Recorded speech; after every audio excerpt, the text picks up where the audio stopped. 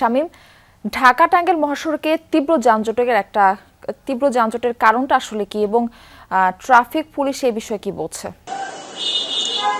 Murphy, আমি কিন্তু স্বস্তির খবর দিয়ে শুরু করতে পারছি না, কারণ হচ্ছে যে ঢাকা টাঙ্গাইল যমুনা সেতু মহাসড়কে কিন্তু প্রতি বছরই এই ঈদের আগের দিন বা ঈদ ছুটি যখনই শুরু হয় তখন থেকেই গাড়ির একটি প্রচন্ড চাপ বেড়ে যায়। সেই চাপ বেড়ে যাওয়ার পরে কিন্তু বিভিন্ন জায়গায় হচ্ছে গাড়ি বিকল হওয়া, যমুনা সেতু টোল বন্ধ থাকা, তারপরে হচ্ছে যে বিভিন্ন ধরনের ছোট ছোট অ্যাক্সিডেন্ট হয় এবং সেগুলো রেকর্ড দিয়ে সরানোর দীর্ঘ সময় লাগার কারণেই হচ্ছে যে এই ঢাকা টাঙ্গাইল যমুনা সেতু মহাসড়কে প্রচন্ড পরিমাণে যানজটের সৃষ্টি হয়।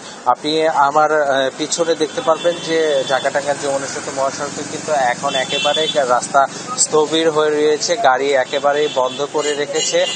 প্রায় 65 কিলোমিটার যে রাস্তা রয়েছে সেই রাস্তার কিছু জায়গায় হচ্ছে গাড়ি চলছে, আবার কিছু জায়গায় গাড়ি একেবারেই থেমে রয়েছে, আবার কিছু জায়গায় হচ্ছে ফাঁকা রয়েছে। এইভাবেই প্রায় গত রাত্রি থেকে শুরু করে আজকে এখন পর্যন্ত কিন্তু এই যমুনা সেতু মহাসড়কে একেবারেই গাড়ি বন্ধ হয়ে রয়েছে এবং কিছু কিছু জায়গায় প্রায় 27 থেকে 28 কিলোমিটার গাড়ি একেবারেই বন্ধ করে রেখেছে। এখন দীর্ঘ যানজটের সৃষ্টি হয়েছে।